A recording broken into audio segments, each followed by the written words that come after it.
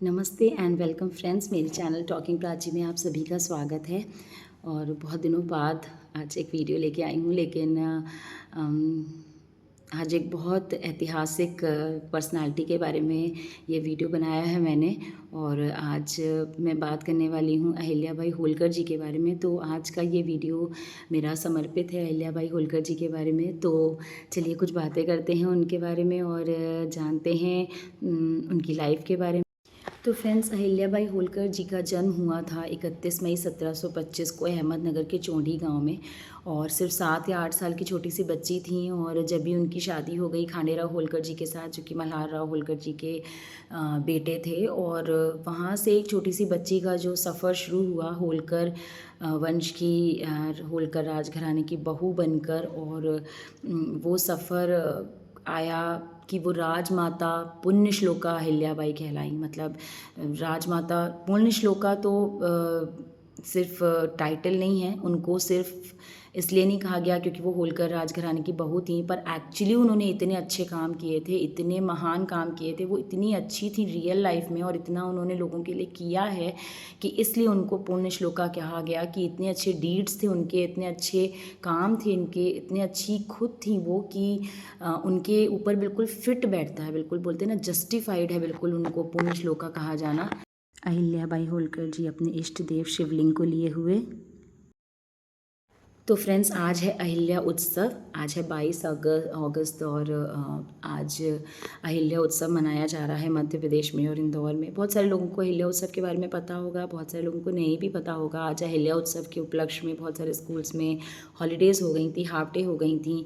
तो मैं बता दूं कि अहिल्या उत्सव देवी अहिल्या की पुण्यतिथि के उपलक्ष्य में उनको याद करने के लिए मनाया जाता है।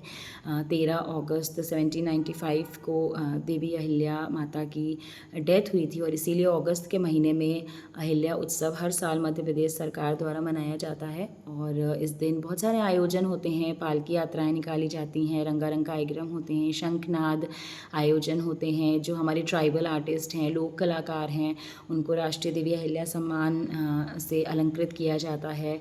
तो अलग अलग कार्यक्रमों के माध्यम से उनको हम याद करते हैं।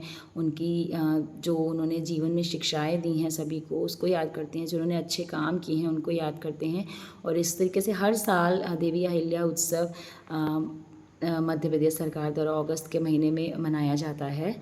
फ्रेंड्स, 18 सेंचुरी में बहुत ज़्यादा फीमेल रूलर्स नहीं हुई हैं, लेकिन 18 सेंचुरी की वन ऑफ द फ्यूएस्ट लेकिन one of the most famous female ruler थी अहिल्याबाई होलकर। और जिनको जाना जाता है इनके गुड गवर्नेंस के लिए, इनके सुशासन के लिए, जो एक बहुत ही ट्रेंडिंग टॉपिक है गुड गवर्नेंस। सुशासन क्या होता है, तो सुशासन कैसे किया जाता है, सुशासन की क्या नीति होती है, इसकी नींव रखी अहिल्याबाई होलकर जी ने, जो कि अपने सुशासन के लिए, अपनी गुड गवर्नेंस के लिए, अपने राज करने के तरीके के लिए, जिस तरीके से वो अपनी प्रजा को संभालती थी, जिस तरीके से वो अपने लोगों की, अपनी प्रजा की कंप्लेंट्स सॉल्व करती थी। वो रोज़ जन दरबार लगाती थी, वो रोज़ अपनी प्रजा की कंप्लेंट सुनती थी।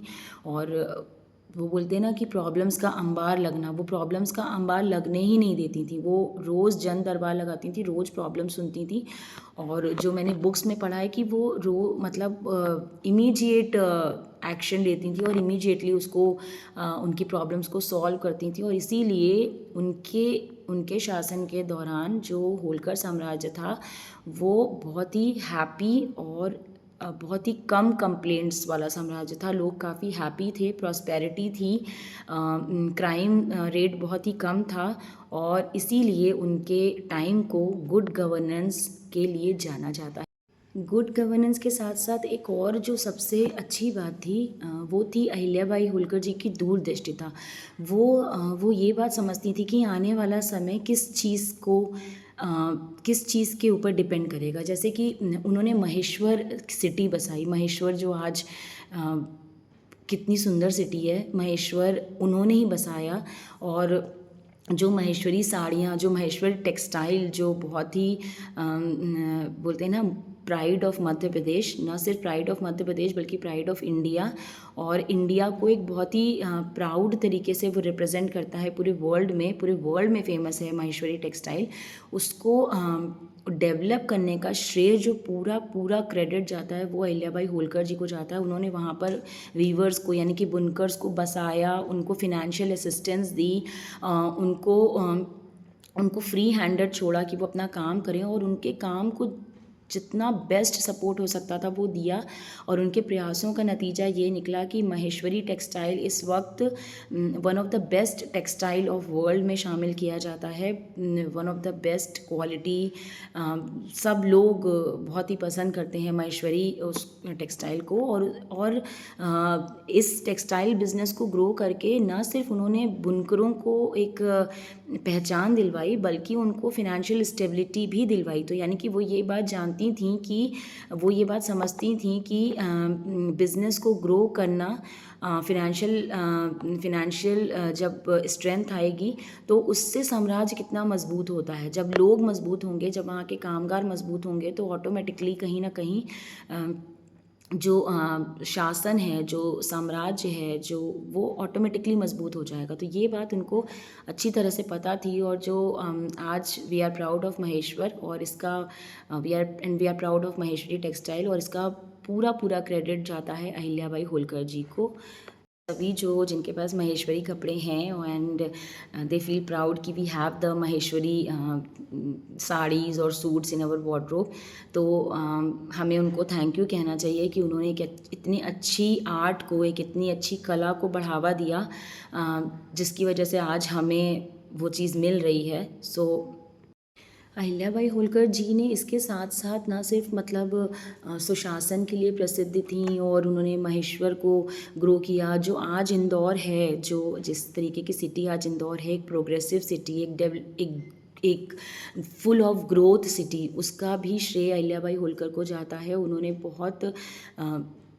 बहुत सारी नीतियाँ अच्छी ऐसी बनाई जिसकी वजह से इंदौर एक प्रोग्रेसिव सिटीज़ में शामिल हो पाया।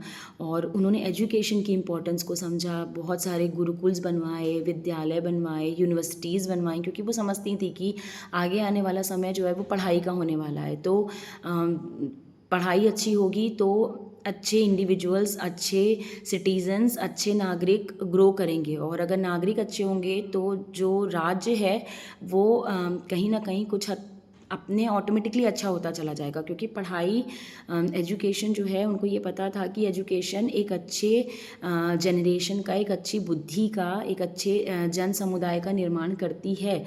इसके साथ साथ उन्होंने लोगों की सुविधाओं का ध्यान रखते हुए सरायों का निर्माण करवाया, पानी की कमी ना हो, वेल्स का निर्माण करवाया, यानी कुओं का निर्माण करवाया, ट्यूबवेल्स का निर्माण करवाया, बावड़ियाँ बनवाई, मंदिरों का पुनर्जीवन करवाया। जो आज बहुत बड़े बड़े मंदिर जिनको हम देखते हैं, गुजरात का सोमनाथ मंदिर हो गया, काशी विश्वनाथ मंदिर हो गया, बनारस का काशी विश्वनाथ मंदिर उन्होंने पुनर्जीवन करवाया था। उसका 1780 में वो पूरी तरह से डिस्ट्रॉय हो चुका था।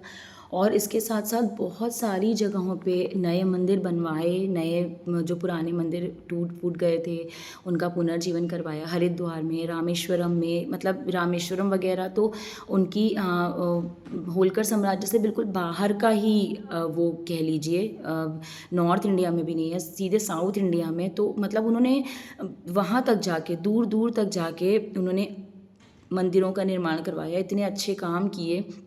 और इसके साथ साथ जो भी ये चैरिटी वर्क्स अहिल्याबाई होलकर जी करती थी, आप को बहुत अच्छा लगेगा ये सुन के कि जो रेवेन्यू होलकर स्टेट में आता था, ये उस पैसे को यूज़ करके चैरिटी वर्क्स नहीं करती थी।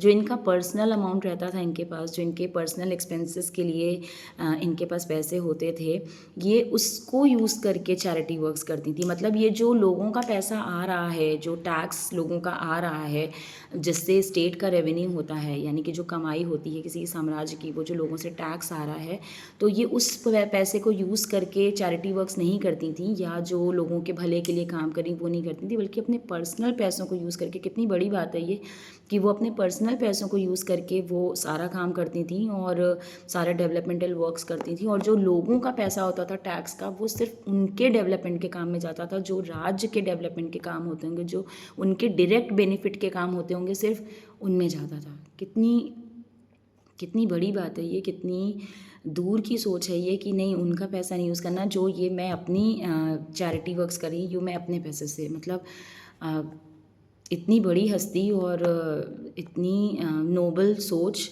इतनी रानी होते हुए भी इतनी डाउन टू अर्थ, इतनी अच्छी, प्रणाम है उनको। तो फ्रेंड्स, आज इस वीडियो के माध्यम से मैंने राजमाता अहिल्याबाई होलकर जी को खुद भी याद किया और आप लोगों के सामने भी कुछ बातें उनको लेकर रखी। कुछ गलतियाँ हुई हों तो क्षमा प्रार्थी हूँ और चाहूँगी कि अगर आपको बातें अच्छी लगी हों जो हमने इस वीडियो में करी, तो ये वीडियो एक्चुअली मेरी तरफ से एक श्रद्धांजलि है उनको। जैसे सब लोग अपने अपनी तरीके से उनको श्रद्धांजलि अर्पित कर रहे हैं अहिल्या उत्सव मना के, वैसे ही अहिल्या उत्सव के दिन आज मेरी तरफ से ये वीडियो उनको एक श्रद्धांजलि है, उनको याद करने के लिए, उनको प्रणाम करने के लिए। और आपको अच्छा लगा हो तो मेरे वीडियो को लाइक करिएगा, शेयर करिएगा, सब्सक्राइब करिएगा। और आई होप मुझे अच्छा लगेगा अगर आप ये वीडियो देखकर उनके बारे में और जानने के लिए क्यूरियस हुए हों और जानने के लिए प्रेरित हुए हों। अगर आप अभी तक नहीं उनके बारे में पढ़ा है तो और उनके बारे में पढ़िए और उनके बारे में जानिए। और कुछ ऐसा है जो आपको लगता है कि मुझे नहीं पता है, या इस वीडियो को देखकर आपको ऐसा लगा कि नहीं, इसको शायद इसके बारे में जानकारी नहीं होगी, तो मुझे ज़रूर बताइएगा कमेंट बॉक्स में। और मेरे वीडियो को देखने के लिए थैंक यू। और मेरे चैनल को सब्सक्राइब ज़रूर करिएगा, टॉकिंग प्राची को। और मिलेंगे आपसे नेक्स्ट वीडियो में, तब तक के लिए keep watching and thank you and bye.